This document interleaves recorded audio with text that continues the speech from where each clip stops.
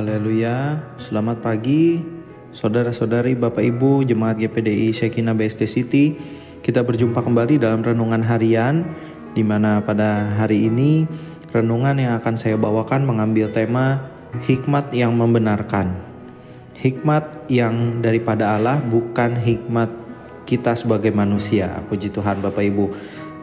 Ayat renungan kita diambil dari Kitab 1 Korintus pasalnya yang pertama ayat 18 sampai ke 31. Nah, ini cukup panjang, nanti kita akan bahas per bagian. Itu perikopnya 1 Korintus 1 ayat 18 sampai 31. Perikopnya adalah hikmat Allah dan hikmat manusia. Nah, Bapak Ibu, kita mau coba gali dan coba pelajari apa saja yang membedakan hikmat kita sebagai manusia dan hikmat daripada Allah yang diberikan kepada kita. Nah, mana yang harus kita pilih?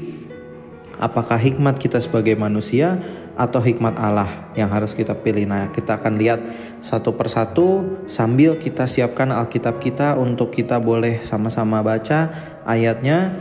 Kita mulai dari yang bagian pertama, yaitu hikmat manusia. Nah, hikmat manusia ini bagian yang pertama, Bapak Ibu, bisa kita baca di ayat 18 sampai ke 23. Nah, Bapak Ibu bisa baca sendiri di rumah atau di tempatnya masing-masing. Yang jelas saya akan coba jelaskan ada 3 poin yang mengenai hikmat manusia. Hikmat kita sebagai manusia ini apa-apa saja poinnya. Yang pertama, hikmat manusia itu terbatas, Bapak Ibu ya. Kalau kita baca di ayat yang ke-19, di situ tertulis, karena ada tertulis, aku akan membinasakan hikmat orang-orang berhikmat dan kearifan orang-orang bijak akan kulenyapkan. Puji Tuhan. Jadi Tuhan bersabda bahwa seberapapun hikmat manusia atau seberapapun arifnya kita atau bijaknya kita, itu semua akan dibinasakan Tuhan. Karena hikmat manusia itu terbatas.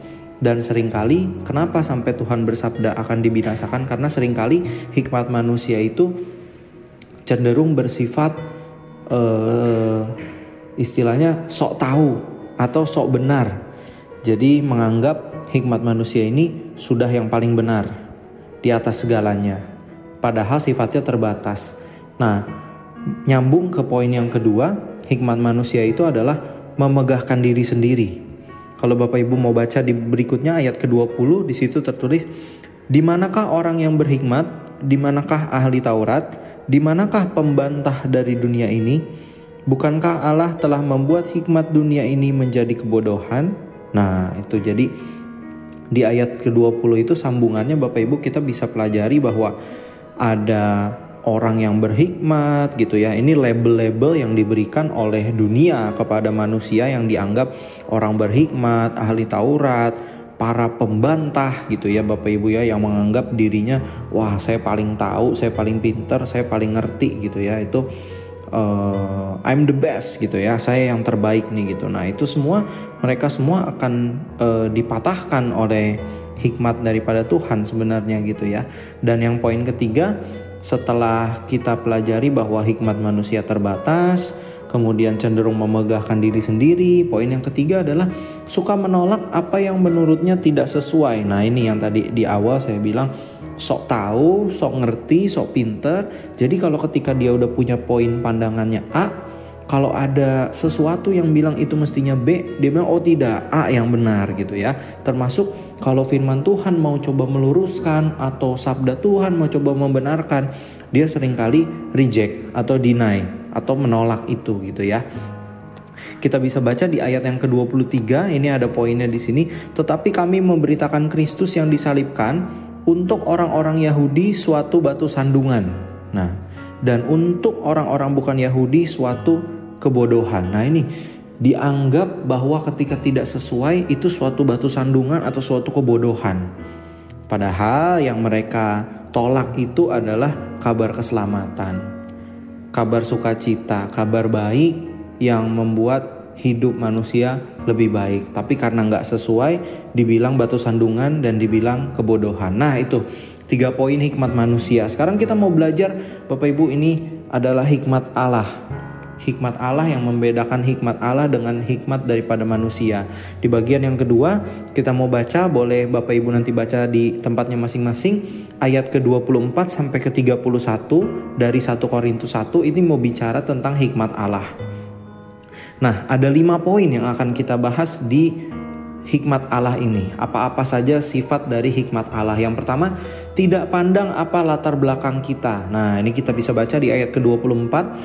Tetapi untuk mereka yang dipanggil, baik orang Yahudi maupun orang bukan Yahudi, Kristus adalah kekuatan Allah dan hikmat Allah. Jadi, hikmat Allah tidak terbatas hanya untuk orang Yahudi saja atau hanya untuk orang bukan Yahudi saja. Itu hikmat Allah tidak pernah memandang apa backgroundnya. Hikmat Allah tersedia bagi semua yang mau menerima, yang mau merendahkan diri dengan rendah hati menerima kebenaran firman Tuhan, ajaran Tuhan, tuntunan Tuhan, tidak pandang apa latar belakangnya. Kemudian yang kedua, hikmat Allah adalah jauh melampaui segala akal.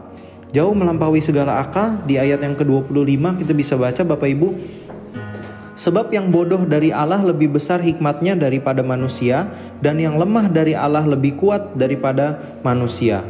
Jadi kita bisa baca di sini bahwa hikmat Allah itu lebih kuat daripada hikmat manusia. Jauh melampaui segala akal. Kemudian poin yang ketiga adalah bukan memakai ukuran dunia. Nah, kita bisa baca di ayat ke-26 sampai ke-27. Di situ dikatakan, ingat saja saudara-saudara bagaimana keadaan kamu ketika kamu dipanggil. Menurut ukuran manusia, tidak banyak orang yang bijak, tidak banyak orang yang berpengaruh, tidak banyak orang yang terpandang. Tetapi apa yang bodoh bagi dunia, dipilih Allah untuk memalukan orang-orang yang berhikmat. Dan apa yang lemah bagi dunia, dipilih Allah untuk memalukan apa yang kuat. Puji Tuhan Bapak Ibu ya. Kita bisa baca di sini bahwa ukuran yang Tuhan pakai untuk hikmat Allah ini adalah bukan ukuran dunia. Apa yang bodoh bagi dunia, apa yang mungkin dunia anggap lemah, itu semua akan dipatahkan. Kita akan dimampukan Tuhan. Nah, ini akan nyambung ke poin yang keempat. Kuasanya memampukan. Di ayat ke-27, dan kalau kita lanjut baca di ayat yang ke-28, di ayat yang ke-28 dikatakan, dan apa yang tidak terpandang dan yang hina bagi dunia dipilih Allah, bahkan apa yang tidak berarti dipilih Allah untuk meniadakan apa yang berarti. Jadi kuasanya memampukan. Saat kita mungkin pikir kita ini lemah, kita tidak berdaya, kita tidak mampu, kita ini bodoh, dikucilkan dunia, ditolak dunia, kuasa dari hikmat Allah akan memampukan kita Bapak Ibu ya. Dan yang terakhir, kuasanya tidak hanya memampukan, juga kuasanya membenarkan. Kita baca di ayat yang ke-30 sampai ke-31. Tetapi oleh Dia kamu berada dalam Kristus Yesus, yang oleh Allah telah menjadi hikmat bagi kita. Ia membenarkan dan menguduskan dan menebus kita. Dan ayat yang ke-31, karena itu seperti ada tertulis, barang siapa yang bermegah, hendaklah ia bermegah di dalam Tuhan. Puji Tuhan Bapak Ibu ya. Jadi itu yang membedakan hikmat manusia dengan hikmat Allah, di mana hikmat Allah tidak pandang apa latar belakang kita, jauh melampaui segala akal, bukan memakai ukuran dunia, kuasanya memampukan dan kuasanya membenarkan. So, mari Bapak Ibu, saudara-saudari, kita senantiasa mau terima hikmat Allah dalam kehidupan kita. Jangan mengandalkan hikmat kita sebagai manusia, karena itu sangat terbatas. Kita cenderung memegahkan diri sendiri dan kita suka menolak apa yang menurut kita tidak sesuai. Mari kita mohon agar hikmat Allah senantiasa hadir dalam hidup kita, sehingga kita dapat menjadi pribadi yang lebih baik. Puji Tuhan Bapak Ibu, demikian renungan pada hari ini. Kita satu dalam doa. Tuhan, kami mengucap syukur untuk kesempatan pada hari ini. Kami mohon Tuhan senantiasa bimbingan dan tuntunan Tuhan, agar senantiasa hikmat Tuhan, hikmat daripada Allah boleh tercurah dalam kehidupan kami, hingga kami semua dapat menjadi pribadi yang lebih baik, dapat hidup sesuai dengan hikmat, sesuai dengan ajaran dan tuntunan firman Tuhan. Terima kasih Tuhan, kami serahkan hari ini ke dalam tangan-Mu. Bungkus dan sertai apapun yang akan kami kerjakan hari ini. Dalam nama Tuhan Yesus Kristus kami berdoa. Amin. Puji Tuhan. Bapak Ibu, terima kasih telah mengikuti renungan pagi hari ini. Kita berjumpa di renungan berikutnya. Tuhan Yesus memberkati.